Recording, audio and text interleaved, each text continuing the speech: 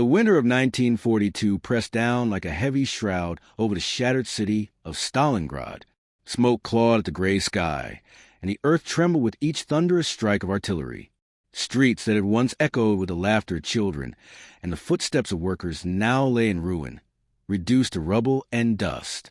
Amid that devastation, the steel beasts rolled forward. Tanks, each one an iron symbol of power and defiance. They were not simply machines of war. In those days, they became metaphors for survival, for dignity, and for the unyielding will of people who refused to bow to despair.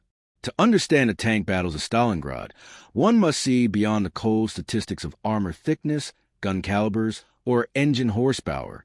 The story was not just about which tank was stronger, but about the human spirit that guided those machines.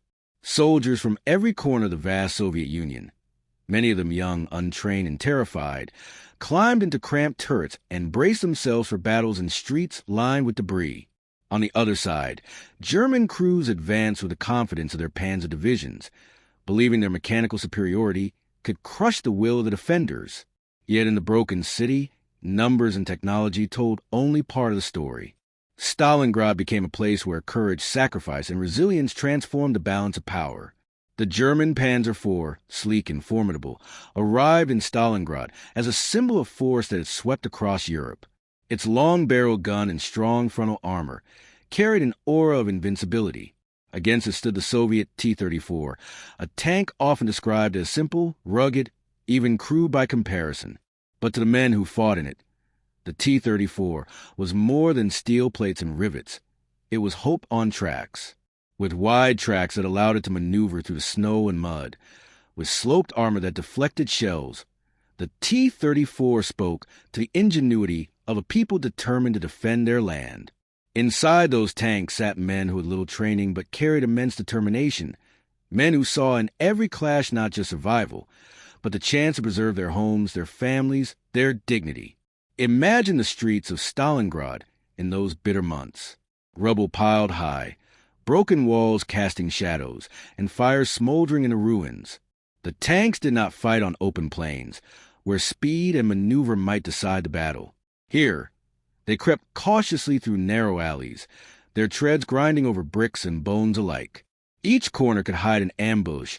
Each building could conceal a team of soldiers with rifles, grenades, or Molotov cocktails. In this shattered landscape, tanks became both predators and prey. It was not always the mightiest machine that survived. It was the crew that held their nerve, the men who refused to abandon their comrades, the ones who saw in a fight not just victory or defeat, but the defense of dignity against domination. In those tanks, human stories unfolded. Picture a young Soviet crewman, his face smeared with oil and ash, clutching a family photograph tucked into his uniform. Every time the gun recoiled, shaking the turret, he whispered a prayer for his mother back in a small village. Or a German gunner, cold and exhausted, wondering if the campaign would ever end, if he would ever again see the fields of his childhood. These men, despite being on opposite sides, were bound by a shared humanity, dragged into a battle larger than themselves. And yet, their struggles remind us of another truth, that power, when unchecked, seeks to erase the dignity of others. The tanks at Stalingrad became symbols of resistance against such erasure. For audiences today, especially those whose histories are marked by the scars of oppression, the story of Stalingrad resonates deeply. The rubble of that city mirrors the ruins left by injustice in our own lives and communities. Just as the defenders of Stalingrad found strength in the face of overwhelming odds, so too have countless individuals across history risen against systems designed to crush them. The clash between tanks in those ruined streets becomes more than a chapter of military history. It becomes a parable about resilience, about the fight to preserve one's humanity when everything else has been stripped away. As the months dragged on, the German tanks pressed deeper into the city. They fired through walls, collapsed buildings onto defenders, and pushed their steel bulk into every pocket of resistance. Yet the T-34s and their crews refused to vanish. Sometimes they would hide in ruined factories, waiting silently until the enemy rolled into their trap. Other times they charged boldly through smoke, their engines roaring like defiance itself. Each encounter was brutal, each battle uncertain. But gradually, the myth of German invincibility began to crack. The Panzer IVs, so formidable in open fields, struggled in the chaos of city. Their lines of sight were blocked, their maneuvering limited, their confidence shaken. The rubble became an equalizer, a reminder that even the mightiest machine is vulnerable when faced with determination that refuses to yield. The question of which tank ruled the rubble is not answered simply by tallying victories. The Panzer IV was powerful, the T-34 ingenious. But Stalingrad was not ruled by machines. It was ruled by the spirit of those who refused to let oppression define their fate. Every T-34 that emerged from the smoke, every Panzer that fought to last, represented the will of people caught in a struggle that reached far beyond themselves. For the Soviet crews, each battle carried the weight of defending their homeland, of proving that dignity cannot be crushed beneath steel. For the Germans, the battle revealed the limits of power built on domination, showing that superiority without justice cannot endure. In those dark days, the city itself became a tank, absorbing blow after blow, yet refusing to fall. Its walls bled, its streets groaned, but its heart endured. And when the tide finally turned, when the defenders encircled their enemy and reclaimed their ground, the world witnessed more than a military turning point. It saw the triumph of resilience over arrogance, the victory of courage over fear. Stalingrad, like so many moments in human history, became proof that even in the harshest winter, the fire of dignity cannot be extinguished. When the first snow of 1943 fell on Stalingrad, the city resembled a graveyard of steel. Tanks lay silent in the ruins, their turrets twisted, their hulls frozen in grotesque shapes, as though the machines themselves bore witness to the suffering that unfolded. And yet, amid the silence of destruction, one truth rang louder than the guns ever had. This battle had not been won by sheer metal alone, but by the human spirit that refused to surrender.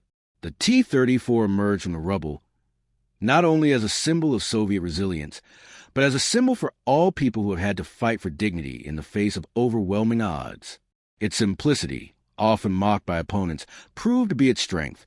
Crews could repair it in the field with little more than hammers and determination. It could endure mud, snow, and fire in ways that more complicated machines could not. In that, the T-34 embodied the character of the people who built and manned it, ordinary men and women, workers and farmers, who had nothing luxurious, yet gave everything. The Panzer IV, for all its sophistication, came to represent the fragility of power built upon domination. Where the T-34 drew strength from adaptability and unity, the Panzer reflected a system that demanded perfection and control, only to collapse under the weight of its own ambition. But beyond the technical comparisons, there is a deeper story here, one that transcends tanks and battlefields. The showdown in Stalingrad reminds us of every moment in history when oppressed people faced forces that seemed invincible. The tanks become metaphors for those struggles. One tank represents the empire, sleek and confident, seeking to impose its will. The other represents the oppressed, scarred and battered, yet enduring through sheer willpower and solidarity. And just as the rubble of Stalingrad leveled the field between them, so too does adversity strip away illusions and reveal the raw courage of those who fight not for conquest, but for survival and dignity. In that city, every brick and beam became part of the battlefield. Civilians, who had lost their homes and loved ones, carried ammunition, built barricades, and offered what little warmth they had to soldiers who were strangers. Their participation was as vital as the tanks themselves. For them, defeat was not an option, because defeat meant erasure. In their determination, we see echoes of countless black lives throughout history. Men and women who, though denied their rights, their names, even their humanity, refused to be erased. The people of Stalingrad fought to protect their city. The enslaved, the marginalized, the disenfranchised have fought to protect their dignity. In both struggles, tanks or no tanks, the battle was not only about territory. It was about being seen, being heard, being remembered. The German crews, too, deserved to be understood. Many of them were young, frightened, and caught in a war they did not choose.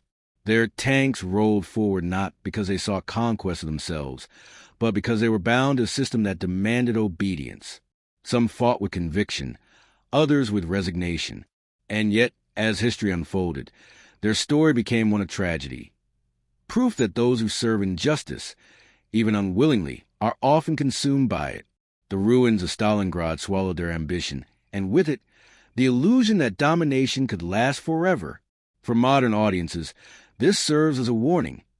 Injustice, no matter how powerful it appears, always carries the seeds of its own collapse. As the Soviet counteroffensive encircled the city, the tanks that had once seemed so fearsome found themselves trapped. The Panzer IVs, unable to maneuver, became coffins of steel. Meanwhile, the T-34s pressed forward, battered but relentless, until the last fragments of resistance were crushed. Stalingrad became the turning point of the war, the place where the tide of history shifted. And when the smoke cleared, the world understood something profound. That survival is not about having the best weapons or the strongest armor. It is about refusing to surrender one's humanity, even when the odds demand it. The lessons of that battle ripple outward, far beyond the Volga River. They speak to the struggles of people who have had to endure centuries of oppression, who have been told that they are powerless in the face of overwhelming systems. The showdown of tanks in Stalingrad becomes an allegory. Dignity may be battered, justice may seem buried under rubble, but both can rise again if people refuse to give up.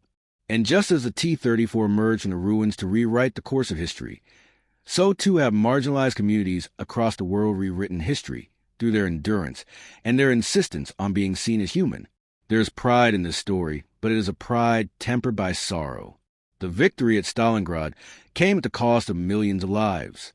Families were shattered, generations scarred. The city itself was almost annihilated. Yet in that suffering lies another lesson. Progress and dignity are never given freely. They are claimed, defended, and carried forward by those willing to stand in the rubble and say, "We will not be erased." That declaration, whether spoken in a tank turret, a courtroom, or a street filled with protest, echoes across time and binds us together. Today, when we ask, which tank ruled the rubble? The answer is not found in steel or firepower.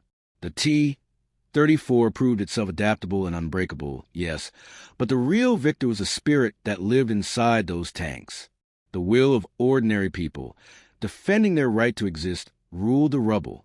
It is the same spirit that has guided every fight for justice, from Stalingrad to Selma, from the Volga to every city where people have marched demanding their voices be heard.